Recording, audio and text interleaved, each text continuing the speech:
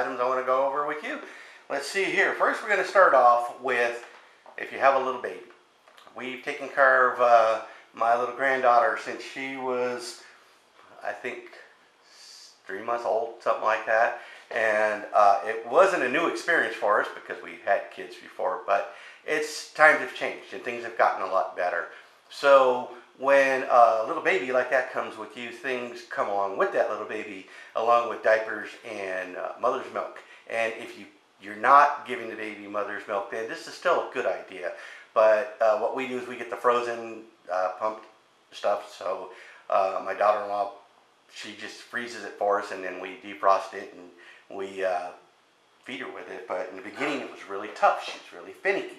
So what we did is with this little bottle here, she would not take the bottle at all in the beginning. It was really difficult. But you know what? It was cool because you got to just be patient. But what I told my wife is, why don't we do this? Why don't we take that bottle off, flip that upside down like that when we warm up the bottle and see what happens. And after the first couple times we did it, I guess it got the flavor of it. It was nice and warm, and she took onto it really well. So that is one trick that we tried, and it worked pretty good with her, especially for a finicky child. So the other thing is you know how in these days and times we're lazy, so we want to get things done as fast as possible. So we throw the bottle inside the microwave. No, I don't recommend that at all. If you're not going to boil some water and throw it over the heat there on your stove or something like that, and then you just drop it in and let it float a little bit and let it warm up that way, throwing it in the microwave, you're destroying all kinds of antibiotics that are inside the milk. I haven't really seen a lot of data on it, but I've heard physicians talking about it, and it's just not a recommended thing to do. So my daughter-in-law got us one of these. This is probably a very, very simple tool to use. You've got your 0 and then your different heat levels on that thing, a little light that indicates the thing is on, and all you do is you fill this little pouch.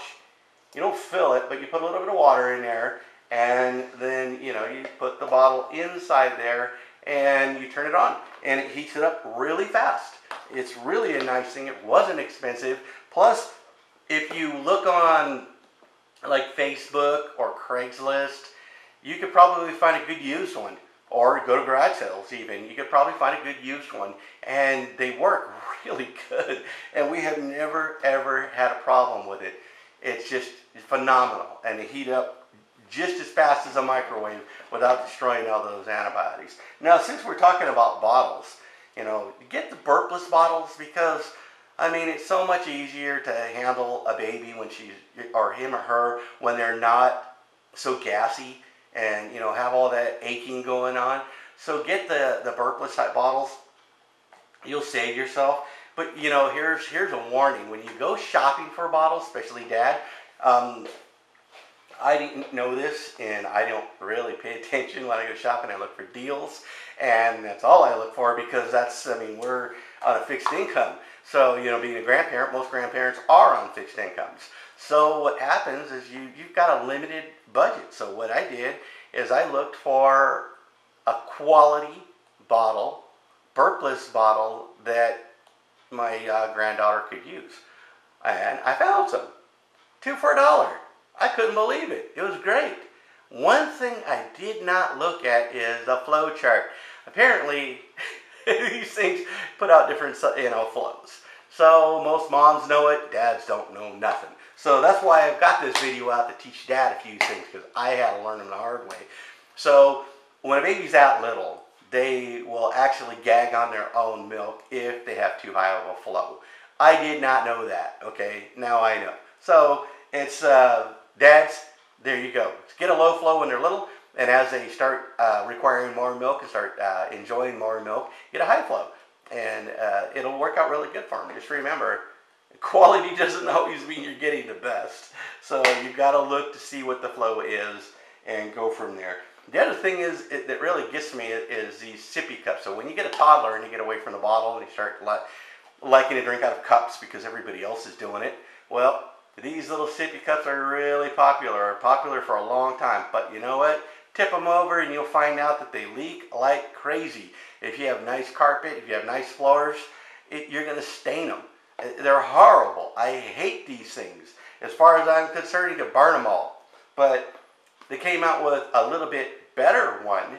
This is a sippy cup as well with a straw in it. There's my grandson actually pulled the straw out. I don't know what he did with it. But there's actually a little straw that attaches to here, goes inside here, and when you tip it over, it doesn't leak.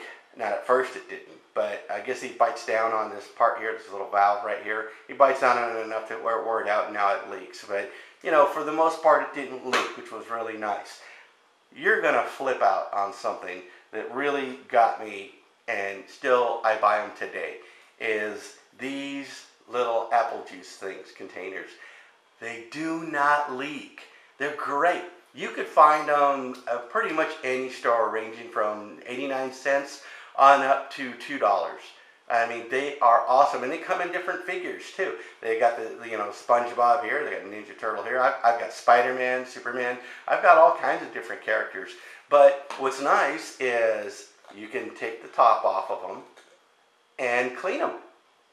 Once they're empty, you can just run them through the dishwasher, or you just clean them by hand like my wife does. And it's a lot easier that way, cleaning, and you reuse it.